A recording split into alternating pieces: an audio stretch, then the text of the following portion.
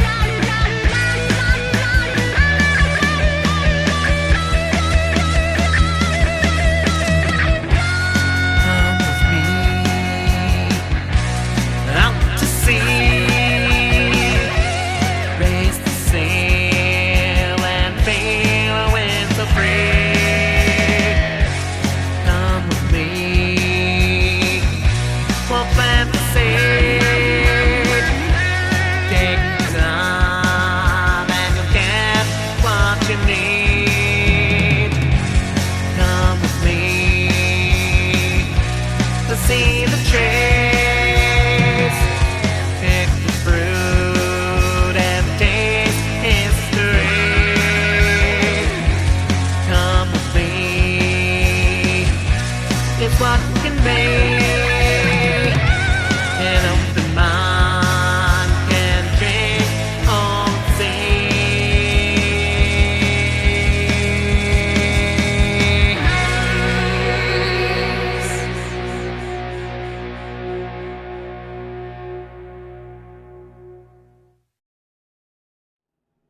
You're listening to the Alchemical Tech Revolution, and I am your host, Wayne McRoy. Good evening, everyone. Tonight, we're going to take a look at what it's like living in Clown World.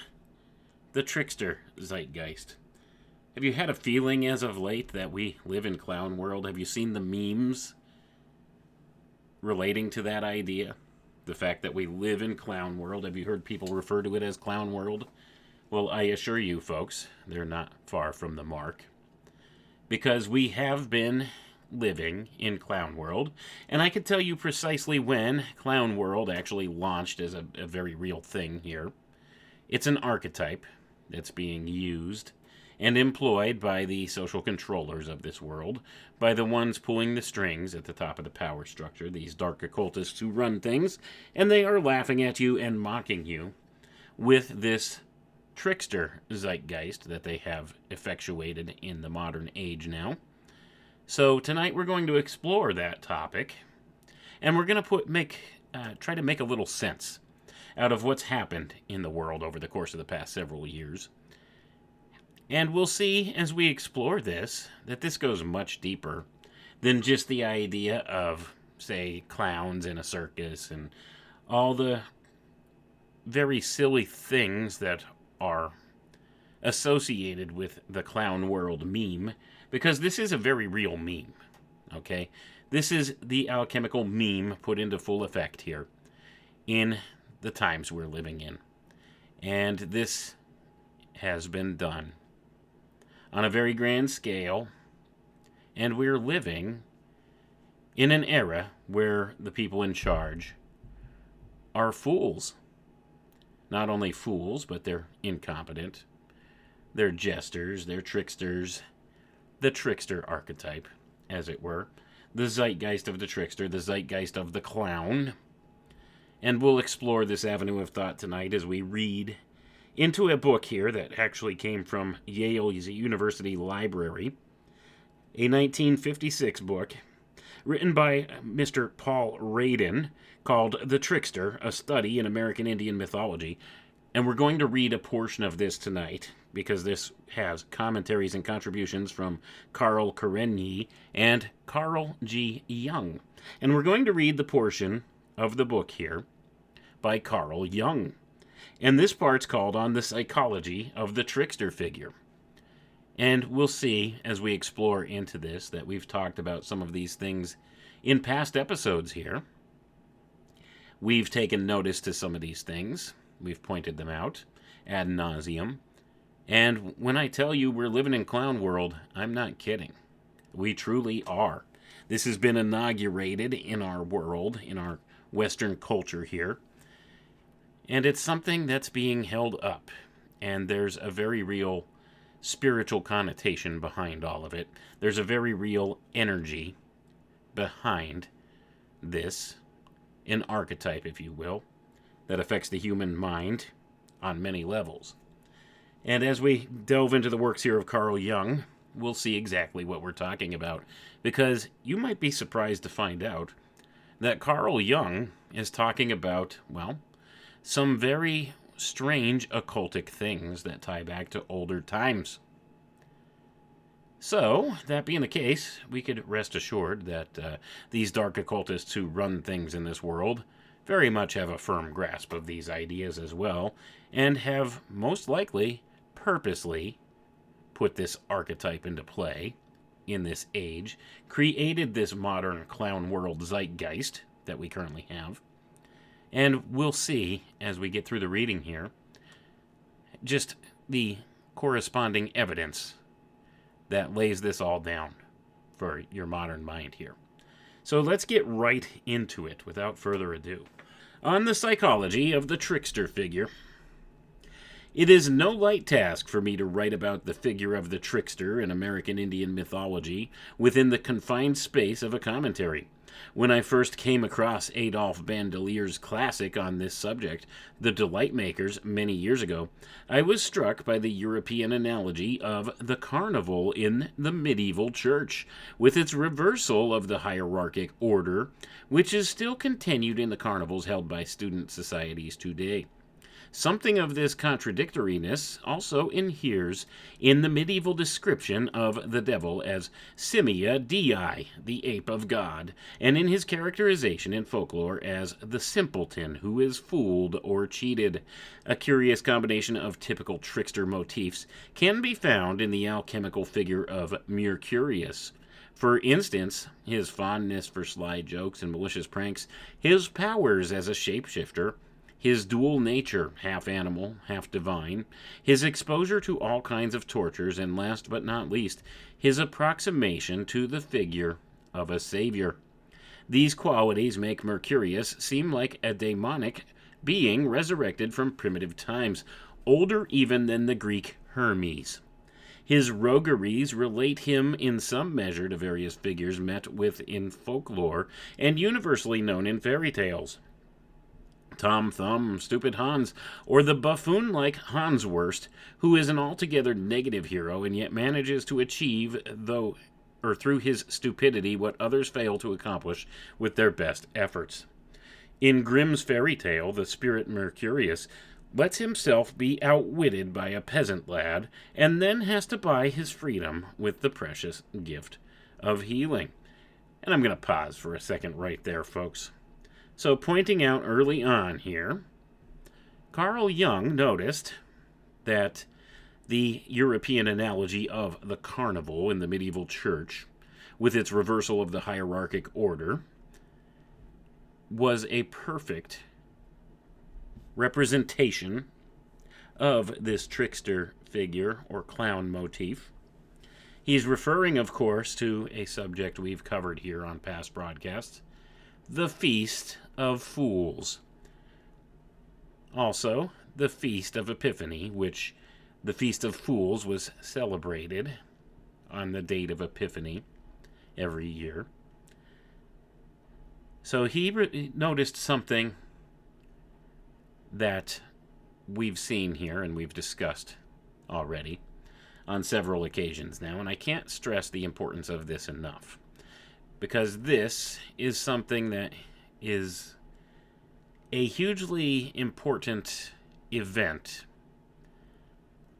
that will shape our future here and has actually inaugurated us into the clown world motif, so to say, here.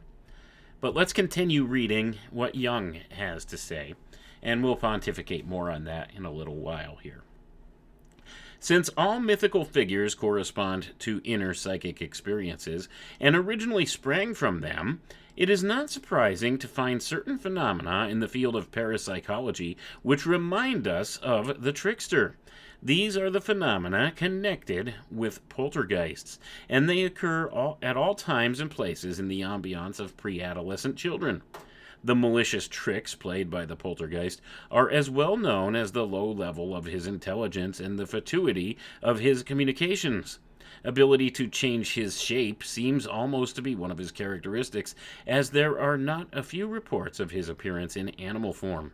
Since he has on occasion described himself as a soul in hell, the motif of subjective suffering would seem not to be lacking either. His universality is coextensive, so to speak, with that of shamanism, to which, as we know, the whole phenomenology of spiritualism belongs. There is something of the trickster in the character of the shaman and medicine man, for he too often plays malicious jokes on people, only to fall victim in his turn to the vengeance of those whom he has injured. For this reason, his profession sometimes puts him in peril of his life. Besides that, the shamanistic techniques in themselves often cause the medicine man a good deal of discomfort, if not actual pain. At all events, the making of a medicine man involves, in many parts of the world, so much agony of body and soul that permanent psychic injuries may result. His approximation to the Savior is an obvious consequence of this, in confirmation of the mythological truth that the wounded wounder is the agent of healing, and that the sufferer takes away suffering. Gonna pause there for a moment, folks. So think about what Jung just said there about this archetype, you see, and relate it to some things that we know and we've seen. This whole idea of Mercury, or Hermes, being the trickster, also known by other appellations too, Prometheus. Same figure described in different ways, Loki in the Norse mythology, the trickster. Let's continue reading. These mythological features extend even to the highest regions of man's spiritual development. If we consider, for example, the demonic features exhibited by Yahweh in the Old Testament, we shall find in them not a few reminders of the unpredictable behavior of the trickster, of his pointless orgies of destruction and his self-appointed sufferings, together with the same gradual development into a savior and his simultaneous humanization. It is just this transformation of the meaningless into the meaningful that reveals the trickster's compensatory relation to the saint, which in the early Middle Ages led to some strange ecclesiastical customs based on memories of the ancient Saturnalia. Mostly they were celebrated on the days immediately following the birth of Christ, that is, in the new year, with singing and dancing, and I'm going to pause for a moment here, folks. In the new year. He's most definitely referring to the Feast of Fools, as it were. He's referring to the date that we now know in infamy here. January 6, 2021, is when Clown World was thrust upon us in Fool. Here. This archetype, leveraged against us, invoking the Feast of Fools, this old callback to Saturnalian celebrations. And he goes into more detail as we go a little further here, but we could also see he's talking about the idea of the days immediately following the birth of Christ, and this was the new year back in the medieval times. And what is also heavily being portrayed in the news over the course of the past several days now, about the past week and a half. Well, they're talking about the Lunar New Year, the Chinese New Year, the year of the rabbit, right? So we see all of these things being invoked here, and it all has to do with this trickster archetype, because the rabbit is also seen as a trickster, isn't he? He's clever, and he likes to play tricks upon his enemies, or even his friends. Look at, for example, the cartoon character Bugs Bunny. What is he known for? Well, he's got a quick wit, and he does play tricks. He's got this trickster archetype to him as well. So there's an invocation going on of this trickster archetype en masse here, relating to the new year and the celebration of the Feast of Epiphany back on January 6th, 2021, with the callback to this Feast of Fools that we've discussed on past programs here. If you haven't listened to those, please go back and take a listen, because this is important, and the more that I've been exploring this topic, the more of this kind of stuff I'm finding. And apparently it's not just me that's noticing this archetype here, because Carl Jung pointed out this archetype as being hugely important here. Somebody's leveraging this archetype, folks. Somebody at the top of the power structure that's looking to achieve certain goals. They've set this thing in motion. They've invoked this new zeitgeist into the modern day here. Clown world is in full swing. It started January 6, 2021. See? So this was something hugely important, but not for the reasons that are presented to you in media. This was obviously a mockery, this whole situation. A mockery, as we'll see here. But let's continue on with the reading here and see what else Carl Jung has to say about this. The dances were originally harmless tripudia of the priests, the lower clergy, children, and subdeacons, and they took place in the church.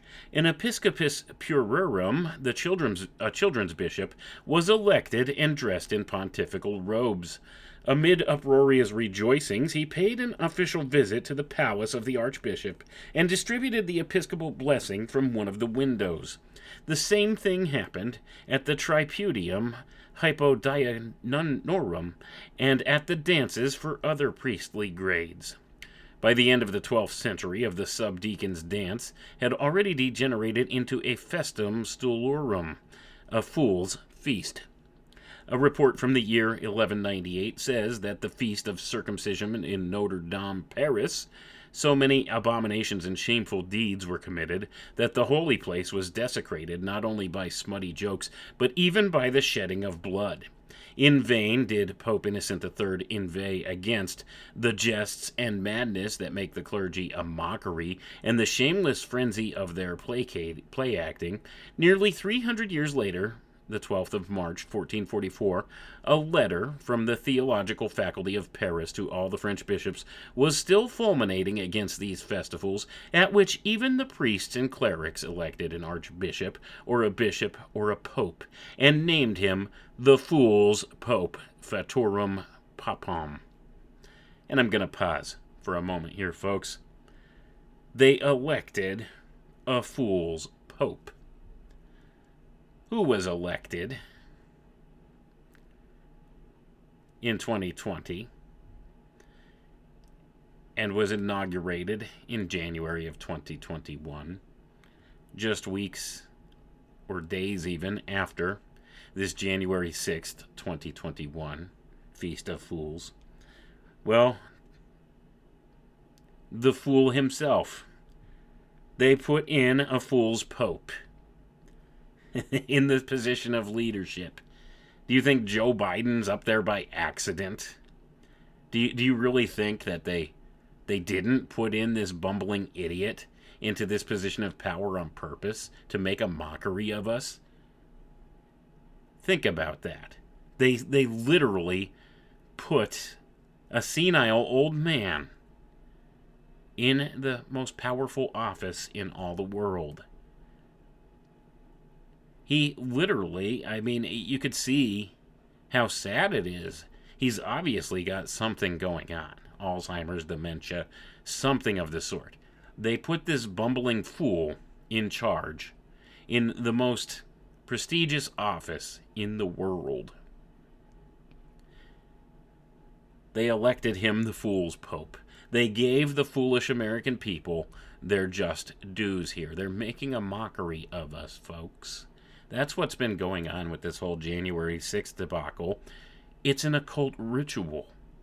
An occult ritual invoking the trickster archetype and putting in place the leadership here. The fools, the Feast of Fools, are in charge. The fools are in charge. And do you see the state of the world right now?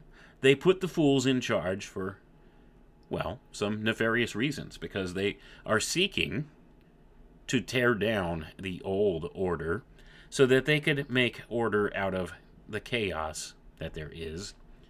Are you beginning to understand this yet? Have you been following this program and others like it for long enough to understand what's being invoked here and what's being done?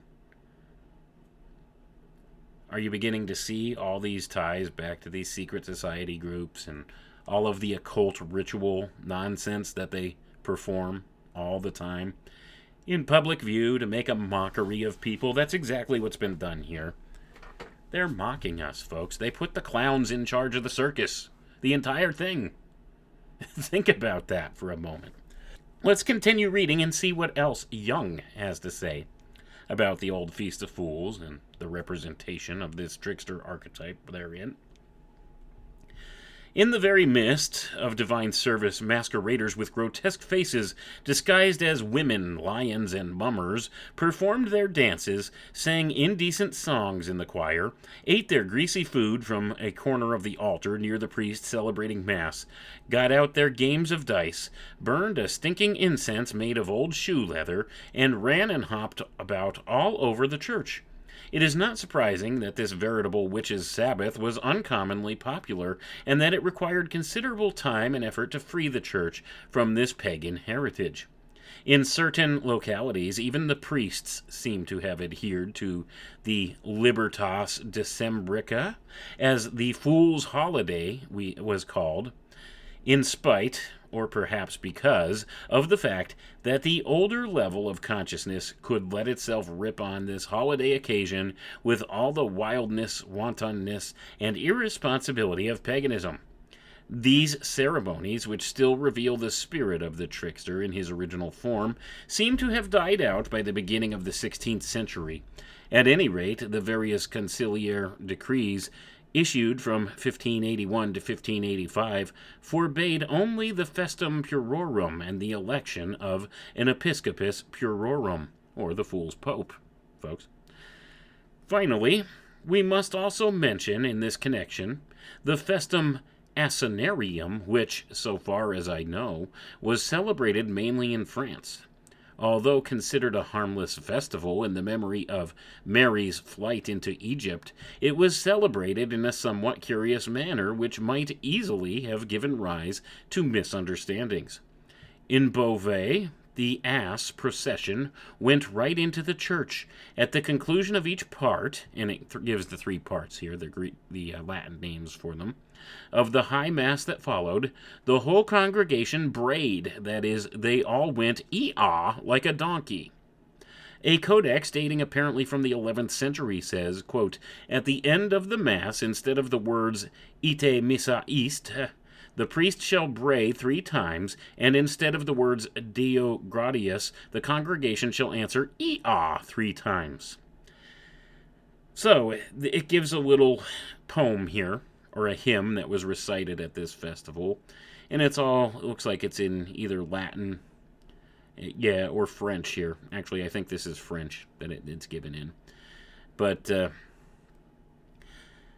the hymn had 9 verses, and it gives out all the verses and stuff here. I'm not going to read them because I'm terrible at reading some of these foreign languages, and I don't want to butcher it, and I don't have the translation of the words here. But let's see what else Jung says about this. Ducang says that the more ridiculous this rite seemed, the greater the enthusiasm with which it was celebrated. In other places, the ass was decked with a golden canopy whose corners were held by distinguished canons. The others present had to don suitably festive garments, as at Christmas. Since there were certain tendencies to bring the ass into symbolic relationship with Christ, and since from ancient times the God of the Jews was vulgarly conceived to be an ass, a prejudice which extended to Christ himself, as is shown by the mock crucifixion scribbled on the wall of the Imperial Cadet School on the Palatine, the danger of theriomorphism lay uncomfortably close. Even the bishops could do nothing to stamp out this custom, until finally it had to be suppressed by the Octoritas Supremae Senatus. The suspicion of blasphemy becomes quite open in Nishi's Ass Festival, which is a deliberately blasphemous parody of the Mass. And I'm going to pause for a second here, folks. So the Feast of the Ass was also a big celebration back in those medieval times when they celebrated this Feast of Fools. And these two ceremonies got combined into the same long festivity here. They celebrated them back to back right around the New Year and around the Feast of Epiphany.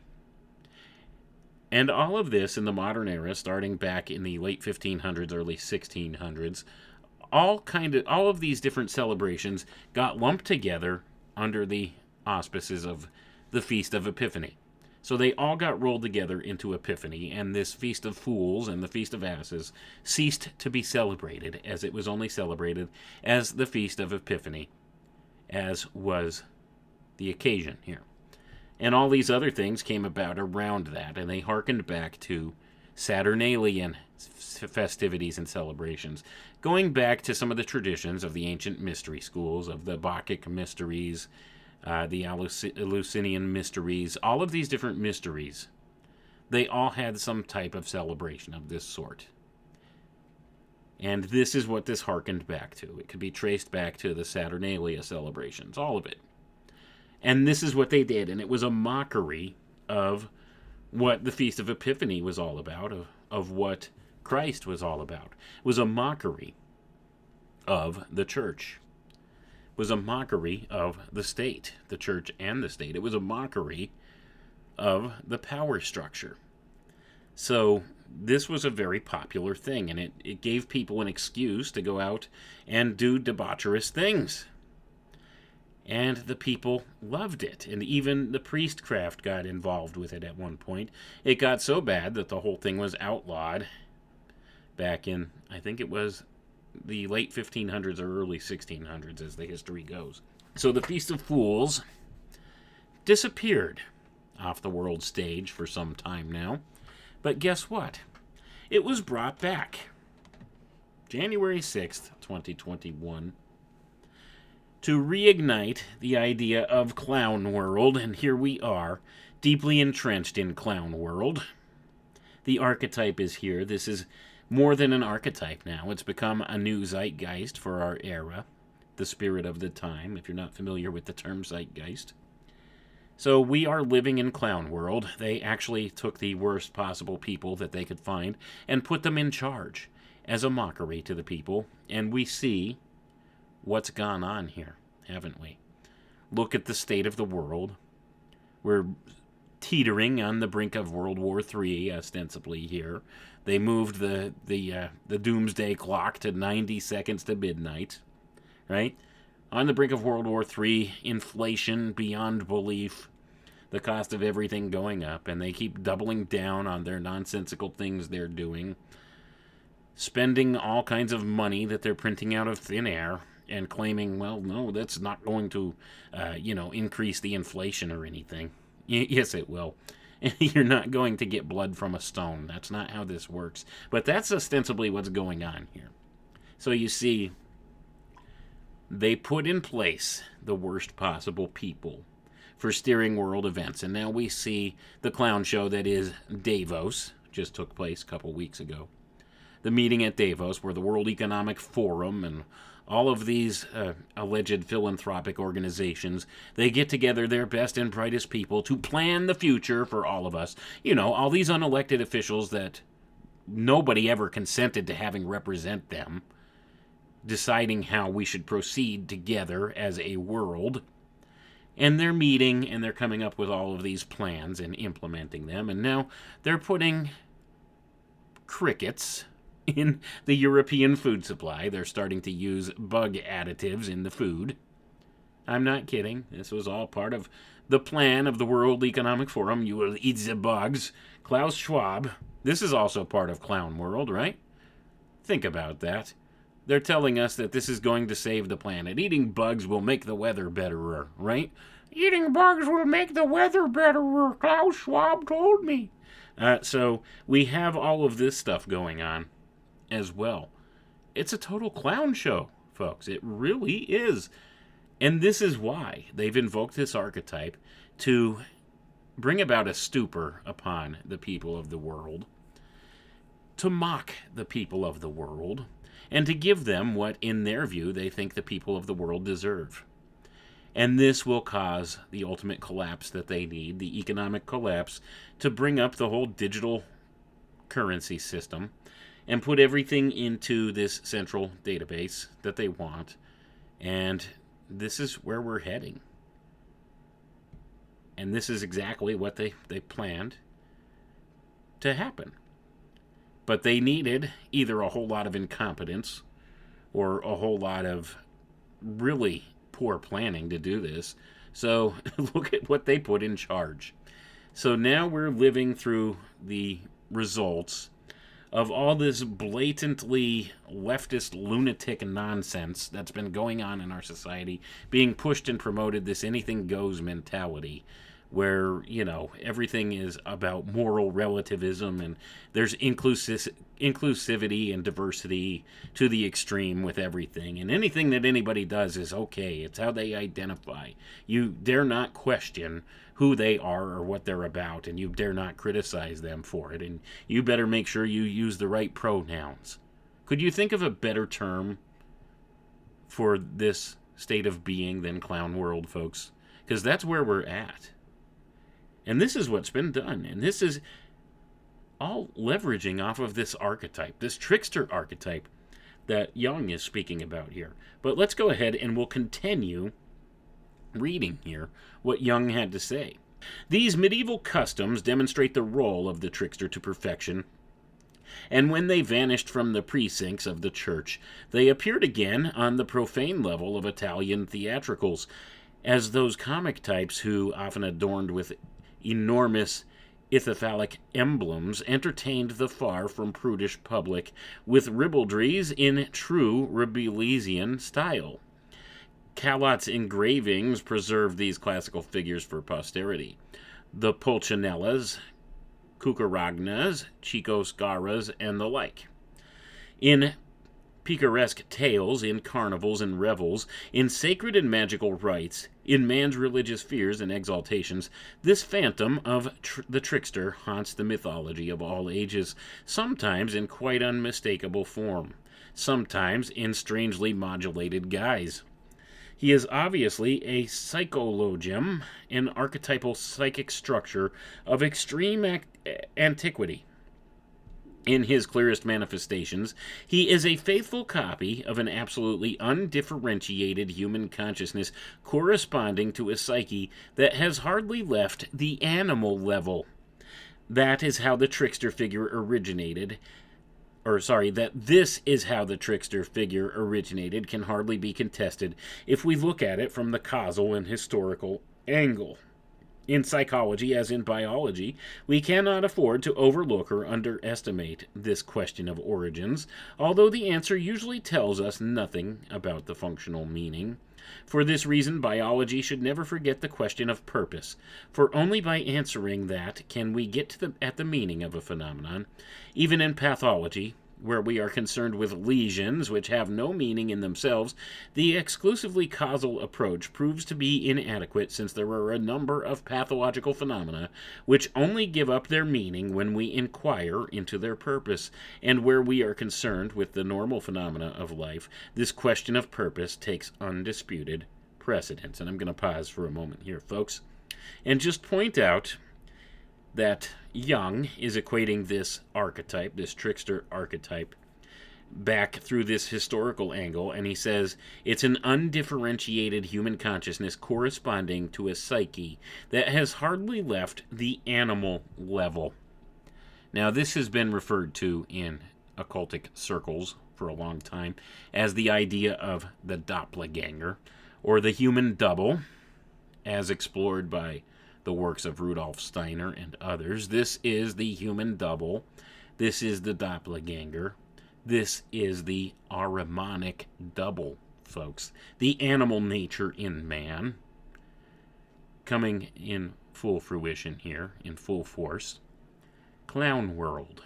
The clown, the trickster archetype, represents the doppelganger. You see, the human double, the human doppelganger, the Ahrimanic double, that entity which is grossly tied to the physical manifestation of this world, grossly tied to the animalistic nature of man, the hyper-materialist paradigm, part of mankind, thinking in that way, in these strictly physical terms. That's what's being leveraged here, once again. But let's continue reading what Jung has to say about this. When, therefore, a primitive or barbarous consciousness forms a picture of itself on a much earlier level of development and continues to do so for hundreds or even thousands of years, undeterred by the contamination of its archaic qualities with differentiated, highly developed mental products, then the causal explanation is that the older the archaic qualities are, the more conservative and pertinacious is their behavior. One simply cannot shake off the memory image of things as they were, and drags it along like a senseless appendage. This explanation, which is fairly enough to satisfy the rationalistic requirements of our age, would certainly not meet with approval of the Winnebago tribe, the nearest possessors of the trickster cycle. For them, the myth is not in any sense a remnant. It is far too amusing for that, and an object of undivided enjoyment. For them, it still functions, provided that they have not been spoiled by civilization. I'm going to pause for a moment here, folks. So his comparison here of this trickster archetype being like an unusable, senseless appendage that one drags along with oneself, this is a perfect allegorical description of the idea of the doppelganger or human double, the Ahrimanic double. You see, we all carry this with us. This trickster archetype is inherent in our psyches. It's there on a psychological level, on a physical level as well. But now he's comparing it to the American Indian tribe, the Winnebagos, and what their view of the trickster archetype is, because they had some representations of it that were positive. And that's not to say all the attributes of this trickster archetype are negative, because they're not. There are some positive attributes associated with it as well. So it's a necessary kind of thing. But it's the invoking of this archetype and the leveraging on it that I think is the real thing going on here in this world. Whereas we've been drug kicking and screaming directly into clown world now, and now we have to deal with the manifestation of this trickster archetype in the world around us in this way, you see. But let's go ahead and continue reading here. So Jung just said that the Winnebagos, they find this far too amusing, an object of undivided enjoyment. For them, it still functions, provided that they have not been spoiled by civilization. For them, there is no earthly reason to theorize about the meaning and purpose of myths, just as the Christmas tree seems no problem to all the naive Europeans. For the thoughtful observer, however, both trickster and Christmas tree afford reason enough for reflection. Naturally, it depends very much on the mentality of the observer, what he thinks about these things. Considering the crude primitivity of the trickster cycle, it would not be surprising if one saw in this myth simply the reflection of an earlier, rudimentary stage of consciousness, which is what the trickster obviously seems to be. And I'm going to pause again for a moment here, folks. So, something that's a leftover of the animal nature within man is what he's saying here, which is a perfect correspondence to the idea of the human double, the doppelganger, the Ahrimanic double, as discussed by Rudolf Steiner, within man. So you see, a lot of different things can be tied to this idea, this trickster. Let's continue on. The only question that would need answering is whether such personified reflections exist at all in empirical psychology. As a matter of fact, they do. And these experiences of split or double personality actually form the core of the earliest psychopathological investigations. The peculiar thing about these dissociations is that the split off personality is not just a random one, but stands in a complementary or compensatory relationship to the ego personality. It is a personification of traits of character which are sometimes worse and sometimes better than those the ego personality possesses. A collective personification like the Trickster is the product of a totality of individuals and is welcomed by the individual as something known to him, which would not be the case if it were just an individual outgrowth. Going to pause for a moment here, folks. So what Jung is saying here is this is something archetypal that all people can relate to. Because if it was just something that showed up in, say, one individual, well, that would be considered just one particular thing. This wouldn't be accepted or acknowledged as an actual facet of our culture and our society, a fact of life. You see, this trickster idea, it wouldn't crop up as a mythology if it was only one isolated incident or two isolated incidents within people. Let's continue on now. Now, if the myth were nothing but a historical remnant, one would have to ask why it has not long since vanished into the great rubbish heap of the past, and why it continues to make its influence felt on the highest level of civilization, even where, on account of his stupidity and grotesque scurrility, the trickster no longer plays the role of a delight maker. In many cultures, his figure seems like an old riverbed in which the water still flows. One can see this, best of all, from the fact that the trickster motif does not crop up only in its original form, but appears just as naively and authentically in the unsuspecting modern man. Whenever, in fact, he feels himself at the mercy of annoying accidents, which thwart his will and his actions with apparently malicious intent. He then speaks of hoodoos and jinxes, or of the mischievousness of the object.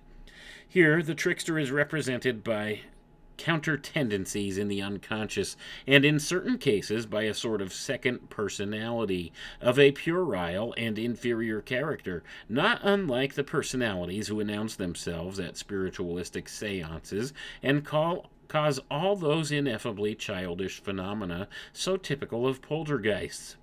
I have, I think, found a suitable designation for this character component, which I called it the shadow. On the civilized level, it is treated as a personal gaffe, slip, faux pas, etc., which are then chalked up as defects of the conscious personality. We are no longer aware that in carnival customs and the like, there are remnants of a collective shadow figure which prove that the personal shadow is in part descended from a numinous collective figure. This collective figure gradually breaks up under the impact of civilization, leaving traces in folklore which are difficult to recognize, but the main part of him gets personalized and is made an object of personal responsibility. And I'm going to pause here, folks. Did you ever wonder why clowns are so creepy and scary? Oh, it's because of this attachment of this shadow archetype to it as well. So we have the trickster, which, when taken to a more malicious end, becomes a type of a shadow figure. You see, the clown, the evil clown, as it were. Not just the regular clown, but this figure, the personal shadow, the remnants of the collective shadow figure, as Jung refers to it here. This is something deep in the human psyche. It is an archetypal thing. And I think it does allude to this more occultic idea of the doppelganger, as I have referred to here earlier. I'm pretty sure that's what Jung is trying to describe here in no uncertain terms. Remember, Carl Jung, aside from being one of the founders of our modern-day psychology, was also an alchemist. And he understood occult philosophy, and that's where he based most of his scientific psychological teachings from. He understood and brought these things into the modern era, gave them new, more scientific-sounding names, and presented them in the literature of psychology. So we do have the idea of the clown at play here, also the shadow archetype, and that's why clowns have this creepy kind of aura to them that some people become very uncomfortable with, because it has this shadow archetype attached to it as well as the trickster. Because the trickster can be a playful figure, or it can be a very malicious or dark figure.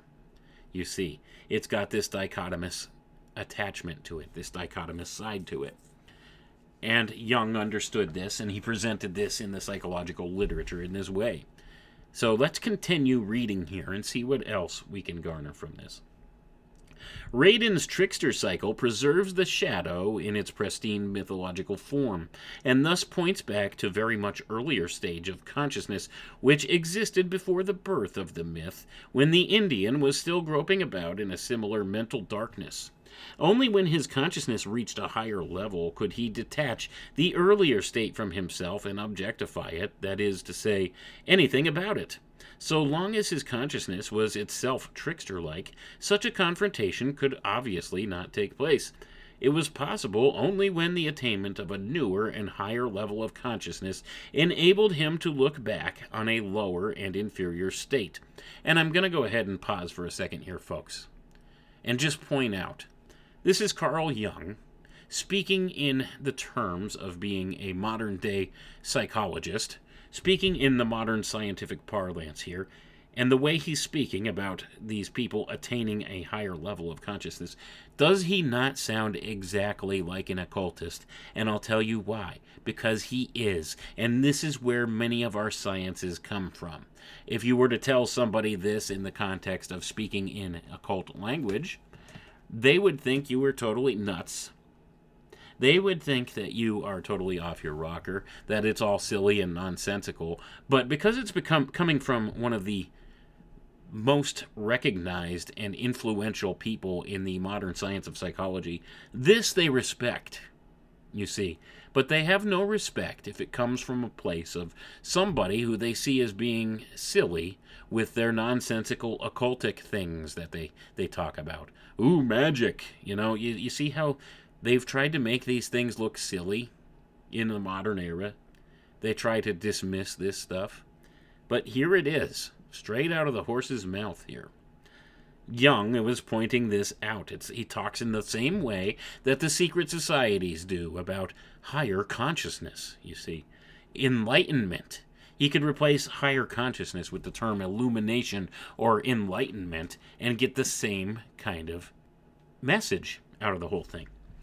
But anyway, just wanted to point that out. But let's continue reading. It was only to be expected that a good deal of mockery and contempt should mingle with this retrospect, thus casting an even thicker pall over man's memories of the past, which were pretty unedifying anyway.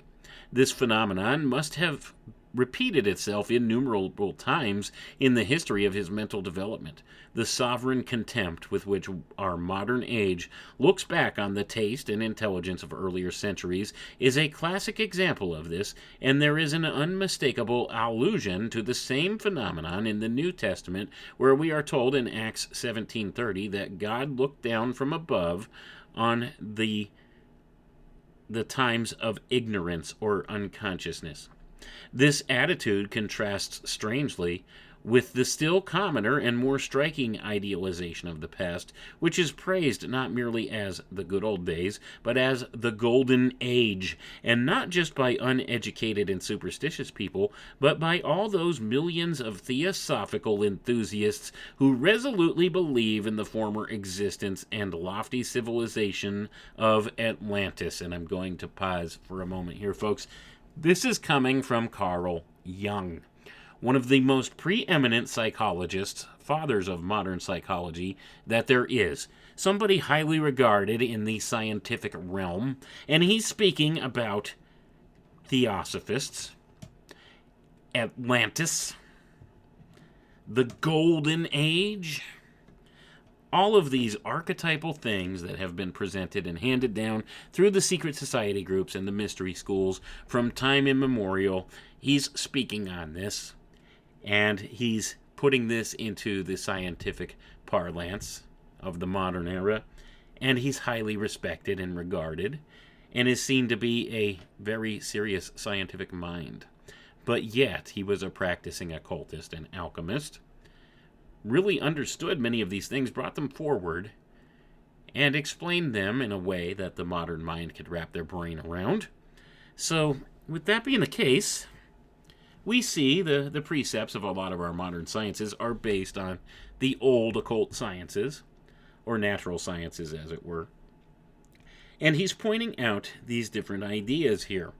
Now, if somebody were to say this in, the context of an everyday conversation, and not knowing where this is from, people would think you were some kind of a loony, or some kind of a strange person or something like that, an eccentric that believed all kinds of fanciful nonsense. But coming from Carl Jung, well, they take it serious, don't they? So keep that in mind. Many of the people in the modern era who have put forward some of these new sciences are just putting forward some of the old sciences in a new modern lingo that the scientific establishment of the day will latch onto and accept as a rudimentary thing. Nothing's new under the sun, everyone. Just keep that in mind. So, we see him here speaking of these things, and we have to understand, he absolutely understands the secret doctrine, and he's promoting the secret doctrine through the modern day psychology here, and acting upon it, because there are some core truths and tenets behind it, as much as there is lies and misconceptions about it as well, and inversions that have been put in play with it all. But Jung understood some very basic things about human nature and put them into words in a way in the modern era that most people could actually resonate with. So that's what's been done here. Anyone who belongs to a sphere of culture that seeks the perfect state somewhere in the past must feel very queerly indeed when confronted by the figure of the trickster. He is a forerunner of the Savior, and like him, God, man, and animal at once. He is both subhuman and superhuman, a bestial and divine being whose chief and most alarming characteristic is his unconsciousness. Because of it, he is deserted by his evidently human companions, which seems to indicate that he has fallen below their level of consciousness. He is so unconscious of himself that his body is not a unity, and his two hands fight each other. He takes his anus off and entrusts it with a special task. Even his sex is optional despite its phallic qualities. He can turn himself into a woman and bear children.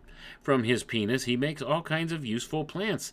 This is a reference to his original nature as a creator, for the world is made from the body of a god. And I'm going to pause there for a moment, folks. Does this sound like science to you? Does this sound like a modern scientist to you? No. As I've stated before, Jung was very much an occultist. And he's expressing that right here, right now. Stating the things that are taught within the secret society groups. This same kind of thing, you see. And he's speaking about this trickster archetype, how it can alter itself. It's very mutable. It changes into what it reflects as. So let's go ahead and continue reading. On the other hand, he is in many respects stupider than the animals, and gets into one ridiculous scrape after another. Although he is not really evil, he does the most atrocious things from sheer unconsciousness and unrelatedness.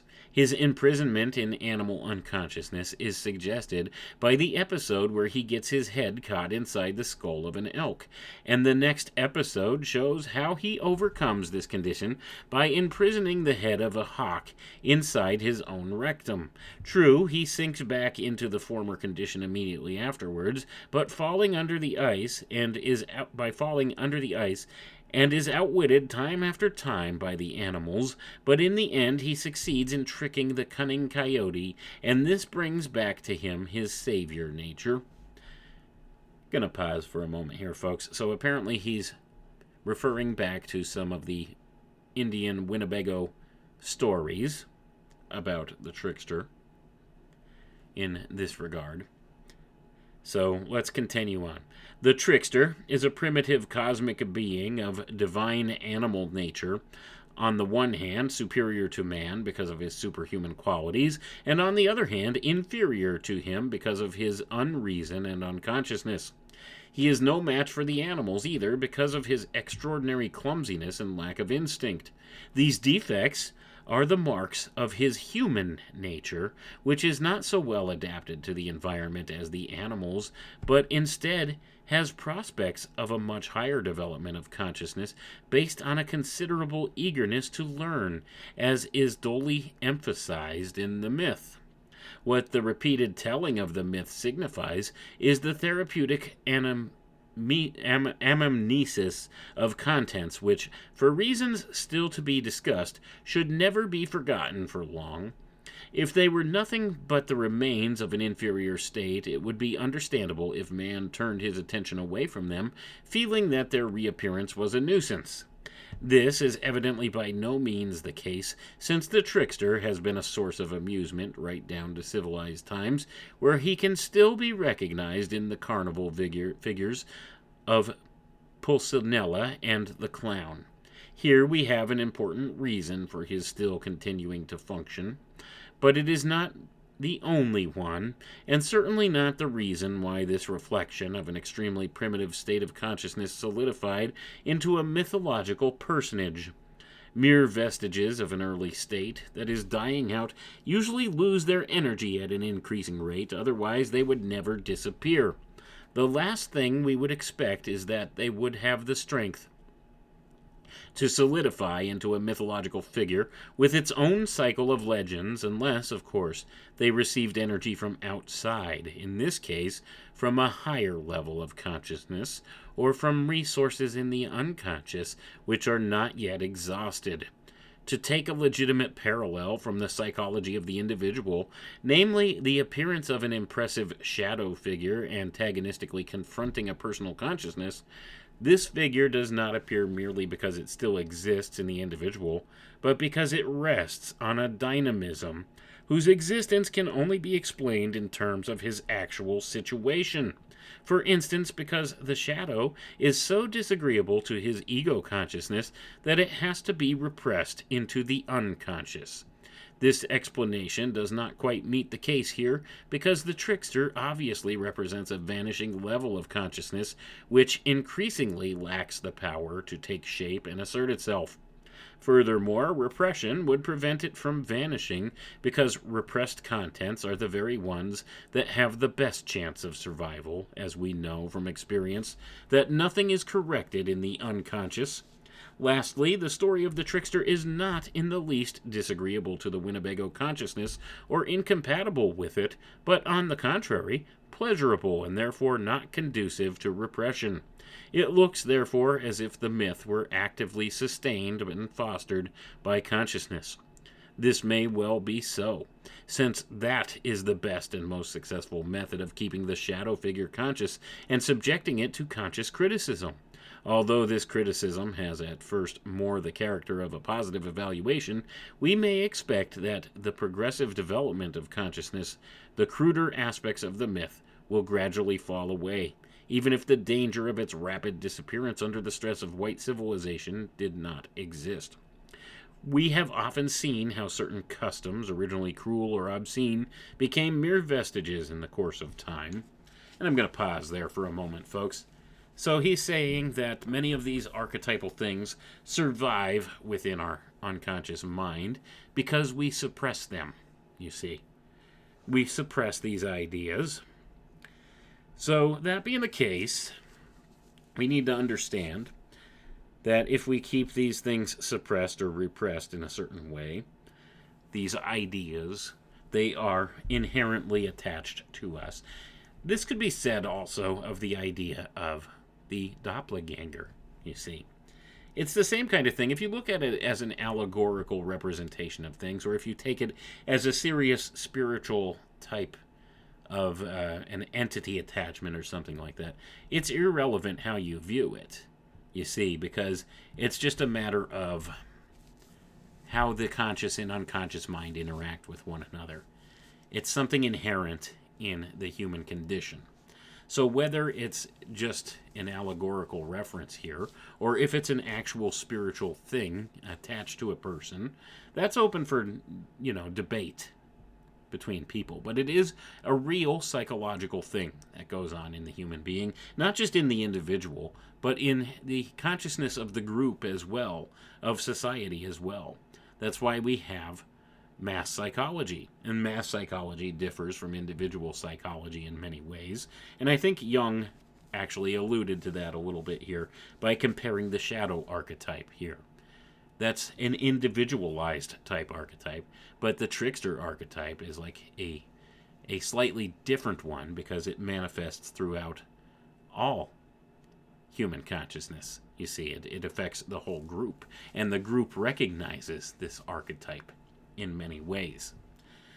So we have this trickster, we have the shadow, representing the darker side of the trickster archetype, and we have these different ideas of how it could relate to this attachment that Steiner refers to as the Ahrimanic double, that many of the occultists refer to as the doppelganger or human double. And within the secret society groups, when you get to the high enough levels, they actually classify this as the animal nature, the physical animal nature. And this is where their teachings align with this kind of thinking, you see. They think that in order to become an elevated human being, you have to separate yourself from your animal nature and conquer your animal nature. And this is represented by many symbols through the secret society groups and in society as a whole.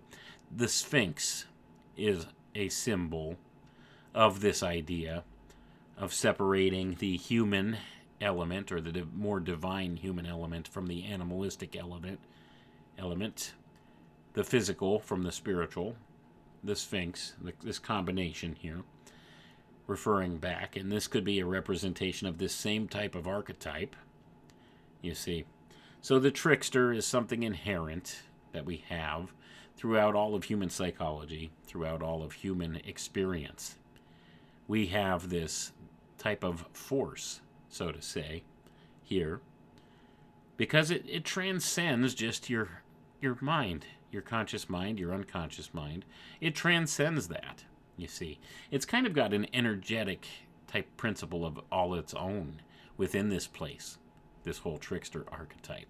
And that's the whole nature of the archetype in and of itself. Different archetypes, they have energetic signatures that affect human consciousness, but they exist outside of human consciousness as well as throughout it, you see. And that is wherein lies the mystery of how this stuff works. But it's a recognized thing here. It's just a matter of what do you call it. The occultists would call it the Zeitgeist, the spirit of the time.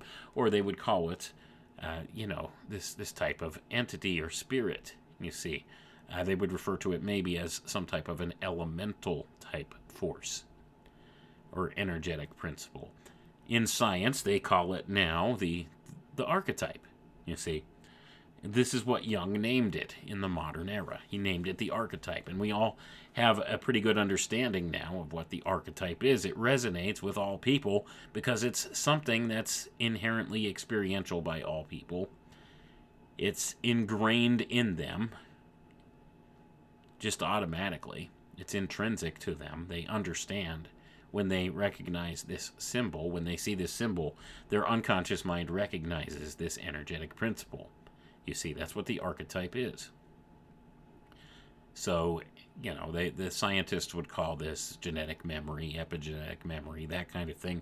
Occultists would call it a facet of the Akashic record, or ancestral memory, or some such thing, as they would call it, say, with the medicine man or the shamanistic type cultures. They all recognize it. They just call it different things. It's just a matter of what do you name it. There's no denying its existence. It's definitely something that's there. But you can't quite pinpoint exactly what it is or how to describe it. So Jung came up with the term archetype. And this is one specific type of archetype, one that transcends all of time and culture, this trickster archetype. And we all kind of have an idea as to what this is about, to a certain degree, because it is archetypal. So we do our best. I try my best to use language here that everybody could understand to try to convey these ideas, but it's difficult at times. But anyway, let's go ahead. I want to continue reading here and see what else Jung has to say, because we're not quite done here yet. The process of neutralization, as the history of the trickster motif shows, lasts a very long time, so that one can still find traces of it even at a high level of civilization.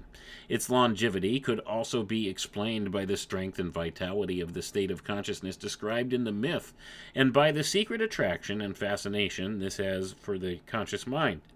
Although purely causal hypotheses in the biological sphere are not as a rule very satisfactory, due weight must nevertheless be given to the fact that in the case of the trickster, a higher level of consciousness has covered up a lower one, and that the latter was already in retreat. His recollection, however, is mainly due to the interest which the conscious mind brings to bear on him, the inevitable concomitant being, as we have seen, the gradual civilizing, i.e., the assimilation of a primitive daemonic figure who was originally autonomous and even capable of causing possession. Going to pause for a moment here, folks. So Jung is most definitely referring to the idea of the doppelganger, the human double, the Ahrimanic double, as I had said here. So that is an affirmation of that. So let's continue on here, though. To supplement the causal approach by a final one, therefore enables us to arrive at a more powerful or a more meaningful interpretation, not only in medical psychology, where we are concerned with individual fantasies originating in the unconscious, but also in the case of collective fantasies, that is, myths and fairy tales. And I'm going to pause again there, folks. Myths and fairy tales are hugely important.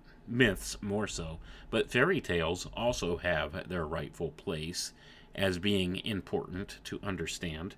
And I think I may take a run at fairy tales one of these days, because this is something that's often overlooked. Things like children's stories and fairy tales and stuff like that, there are so many occult connotations and stuff attached to it, and archetypal themes throughout them. They're hugely influential on the human mind, and are an important programming template for those who seek to control us in this world. But let's go ahead and continue on here. As Radin points out, the civilizing process begins within the framework of the trickster cycle itself, and this is a clear indication that the original state has been overcome. At any rate, the marks of deepest unconsciousness fall away from him. Instead of acting in a brutal, savage, stupid, and senseless fashion, the trickster's behavior towards the end of the cycle becomes quite useful and sensible. The devaluation of his earlier unconsciousness is apparent even in the myth, and one wonders what has happened to his evil qualities. The naive reader may imagine that when the dark aspects disappear, they are no longer there in reality. But that is not the case at all, as experience shows. What actually happens is that the conscious mind is then able to free itself from the fascination of evil and is no longer obliged to live it compulsively. The darkness and the evil have not gone up in smoke. They have merely withdrawn into the unconscious owing to loss of energy, where they remain unconscious so long as all is well with the conscious. But if the conscious should find itself in a critical or doubtful situation, then it soon becomes apparent that the shadow has not dissolved into nothing, but is only waiting for a favorable opportunity to reappear as a projection upon one's neighbor. If this trick is successful, then immediately there is created between them that world of primordial darkness where everything that is characteristic of the trickster can happen, even on the highest plane of civilization. The best examples of these monkey tricks, as popular speech aptly and truthfully sums up this state of affairs, in which everything goes wrong and nothing intelligent happens except by mistake at the last moment, are naturally to be found in politics. And I'm going to pause for a moment there, folks. Monkey tricks, monkeypox, anyone? That one backfired on them, didn't it? You see what they're trying to do here, and it says here this world of primordial darkness where everything's characteristic of the trickster can happen, and it creates this projection upon one's neighbor. So this is exactly what's going on. They want us to project on one another this shadow type archetype, this idea, this distrust of one another, rather than, the political structure that's pushing us in this direction. These dark occultists at the top that are pushing us in this direction are making manifest this clown world in which we're living. You see, they've created this rift in society, in the minds of the masses. We have this just absolute clown show going on, don't we? And everybody is kind of in agreement with this. It's like all the worst possible things are being pushed as policy right now for most of the people. But yet people are still ignorant enough to let this go on. They're still complacent enough to let this go on. To not speak up against it, speak out against it. They're just letting it happen. We're seeing full stream ahead with the clown world motif here. And it's taken form, folks. It was set in motion January 6th, 2021, and now we're in full swing clown world. So, you see, naturally to be found in politics, right? As Jung just said there. Let's continue on, because there's more. There's more. The so-called civilized man has forgotten the trickster. He remembers him only figuratively and metaphorically when irritated by his own ineptitude. He speaks of fate playing tricks on him or of things being bewitched. He never suspects that his own hidden and apparently harmless shadow has qualities whose dangerousness exceeds his wildest dreams. As soon as people get together in masses and submerge the individual, the shadow is mobilized, and as history shows, may even be personified and incarnated. What happened on the grounds of the Capitol building on January 6, 2021, everyone? Well, this is what happened. The shadow mobilized and personified and incarnated there. And it wasn't the intention of the people gathering there. It was just this whole situation, the leading up to it, and this whole idea of this grassroots organized march on Washington, this protest, or whatever it was supposed to be that day, how it quickly became dominated by this dark type of an agenda, which took over and was pushed forward. And I will still say that to my eyes it looked like a lot of this was staged. But why was it staged? Well, it was imparting this idea of the trickster into the mix here, the shadow archetype, you see. So let's continue reading and see what else Jung says here. This is all very prophetic, by the way, in Jung's book here that he wrote. Well, this wasn't his book. This was a contribution he made to this book. All right. So anyway, let's continue reading. The disastrous idea that everything comes to the human soul from outside and that is born a tabula rasa is responsible for the erroneous belief that under normal circumstances the individual is in perfect order. He then looks to the state for salvation and makes society pay for his inefficiency. He thinks the meaning of existence would be discovered if food and clothing were delivered to him gratis on his own doorstep, or if everybody possessed an automobile. Such are the puerilities that rise up in place of an unconscious shadow and keep it unconscious. As a result of these prejudices, the individual feels totally dependent on his environment and loses all capacity for introspection. In this way, his code of ethics is replaced by a knowledge of what is permitted or forbidden or ordered. How, under these circumstances, can one expect a soldier to subject an order received from a superior to ethical scrutiny? It still hasn't occurred to him that he might be capable of spontaneous ethical impulses and of performing them, even when no one is looking. From this point of view, we can see why the myth of the trickster was preserved and developed. Like many other myths, it was supposed to have a therapeutic effect. It holds the earlier low intellectual and moral level before the eyes of the more highly developed individual, so that he shall not forget how things looked yesterday. We like to imagine that something which we do not understand does not help us in any way. But that is not always so. Seldom does a man understand with his head alone, least of all when he is primitive. Because of its numinosity, the myth has a direct effect on the unconscious, no matter whether it is understood or not. I'm going to repeat that sentence, folks, because this speaks to all archetypes. Because of its numinosity, the myth has a direct effect on the unconscious, no matter whether it is understood or not. Remember that. That is the importance of myth. That is the importance of archetype here in the modern age. It affects the human mind, whether you want to acknowledge it or not. It definitely will affect you. The fact that its repeated telling has not long since become obsolete can, I believe, be explained by its usefulness. The explanation is rather difficult because two contrary tendencies are at work. The desire, on the one hand, to get out of the earlier condition, and on the other hand, not to forget it.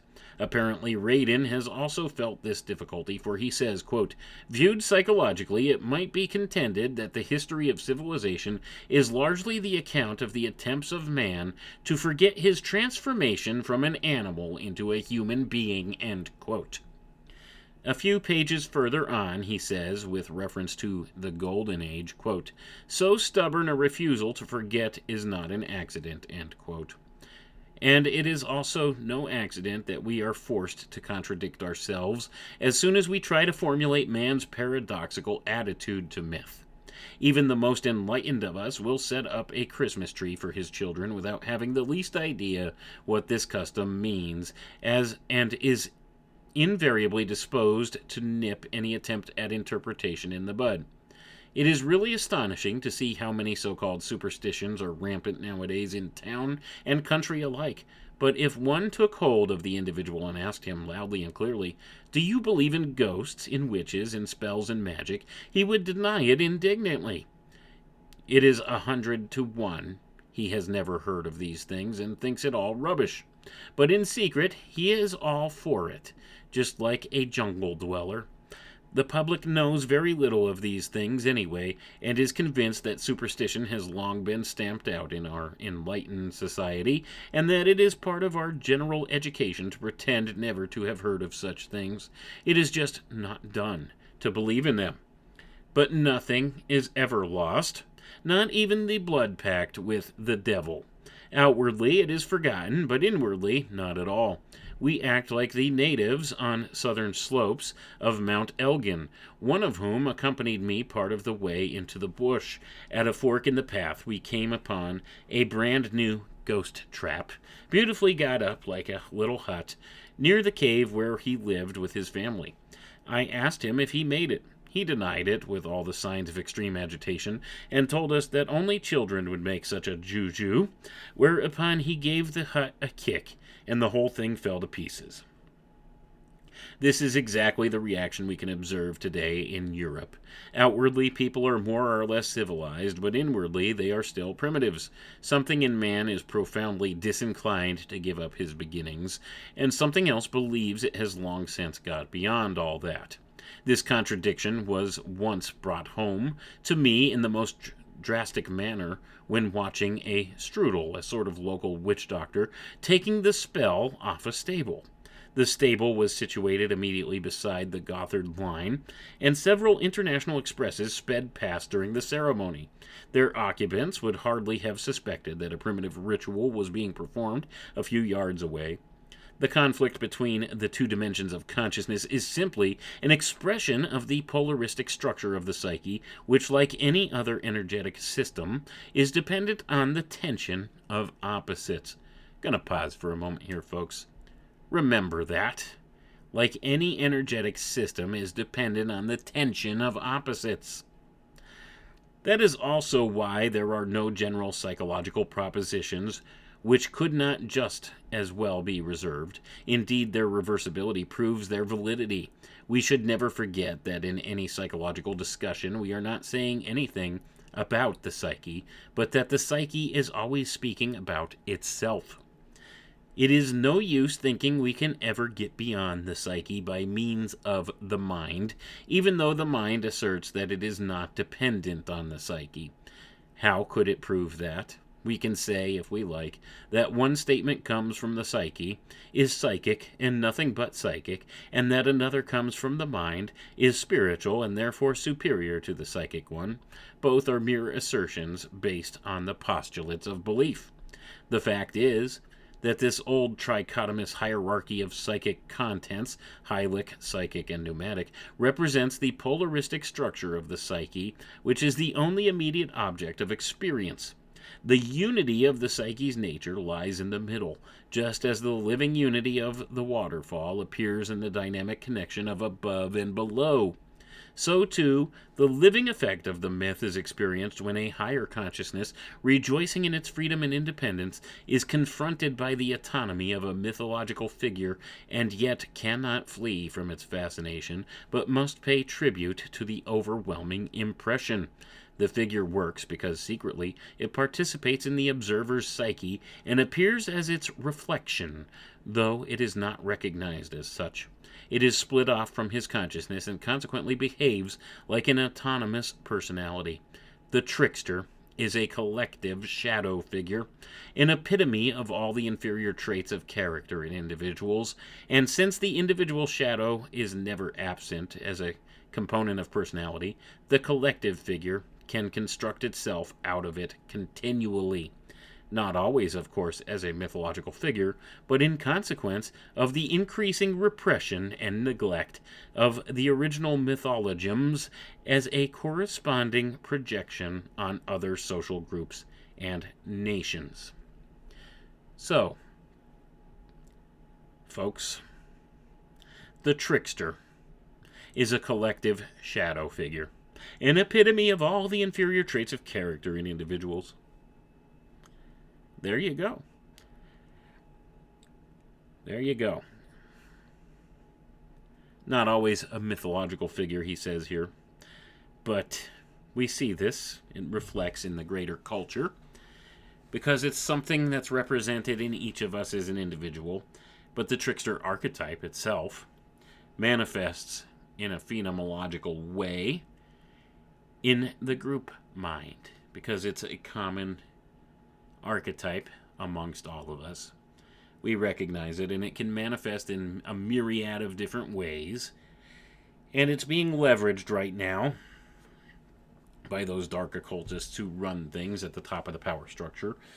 And we've been plunged full force into clown world, the representation of the manifestation of this archetype, the trickster archetype, the zeitgeist, the trickster zeitgeist in our midst. Clown world. Here we are. 2023, 2 years into clown world. Boy, look at the circus that the world's become, folks. In a very short time. We were getting there with the beginnings of the events that took place starting March 13th, 2020. It led us invariably down this trail to clown world, to the invoking of the archetype, into the zeitgeist here, the trickster. Boy, we were tricked, weren't we? as a culture, and under the auspices of mass psychology, not on the individual basis. There were many of us who understood what was going on with all of the things that occurred in 2020. During that whole scamdemic situation, we understood what it was from then. But still, the bulk of the masses bought into it hook, line, and sinker. And because of their buying into it, our whole culture has been influenced by this idea, by this manifestation of the energetic principle invoked there. And it was brought full circle into fruition, into the clown world aspect, when the election had occurred, and there was all the controversy over the election, and we were about to have Joe Biden put into the presidency in January of 2021. And this event took place January 6th, 2021. And this whole thing was a ritual invoking this archetype, inviting this Zeitgeist, this Trickster Zeitgeist, into the world here. And they put the clowns in charge. We have the Feast of Fools still in full swing within the walls of government. It's a mockery, folks. You see these people at the top of the power structure, these ones that really pull the strings and run things, these dark occultists that run this place, they are giving us what they think we deserve. And in so doing, they're greasing the skids for the bringing in of their new world order that they want, and all the things associated with it, and they've leveraged on this trickster archetype to get us there. There's so many things that tie together with this, and of course, I would be remiss to not mention the Pan archetype inherent in this as well, because Pan was also a type of the trickster, and I've written a whole book discussing that topic. So I would be remiss to not mention that here. So we're seeing the rollout of this thing going on full swing here. So, I hope I made the whole trope that is the meme of clown world a little bit more clear for you. When we're speaking of it, we're not speaking in terms of, just a silly internet meme or some such thing as people would think of it. They just think it's a joke, right? That there's nothing to it. Well, there's a whole power dynamic at play here, and it truly is a meme in the truest sense. People forget, or maybe they never really knew what a meme really is before the rise of the internet and the popularity of the internet meme became a thing. The alchemical meme is what's been played here. It's affecting the group consciousness of mankind on a very large level, and it's ushered in this new zeitgeist, this trickster zeitgeist that we are living through right now. So here we are in the auspices of clown world, quite literally, folks. And these dark occultists at the top of the power structure sit back and laugh as people eat this stuff up day in and day out. Oh, I identify as this and that, and, LGBTQ this, and make sure you use my right pronouns, and all of these nonsensical things that go on in our world that were never concerns in times past, that would actually, if you were to mention these kind of things back in the 1980s or 90s, you would be laughed out of town. They would think, yeah, that's stupid. That's nonsensical. There's no reasoning behind that. I can't see how people would logically get behind some kind of ideology like that. Well, here we are, folks.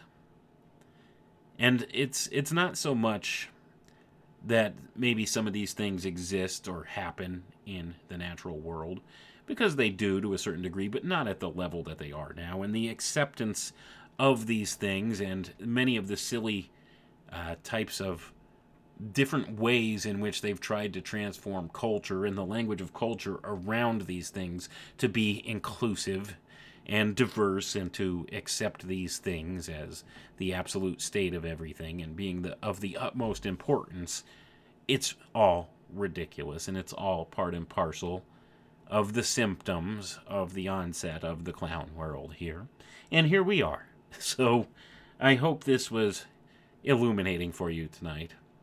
I hope that you garnered some meaning from this and could truly understand what's been done here and why I've spent about 4 or 5 programs now harping on the ideas of the occult connotations of this whole January 6th debacle that went down.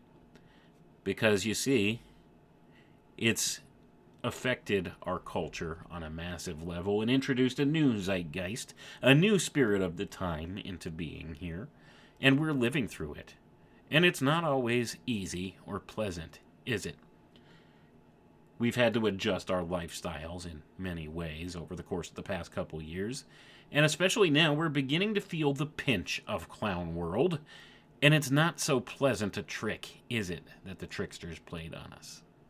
So, at any rate, I hope you found value in tonight's episode.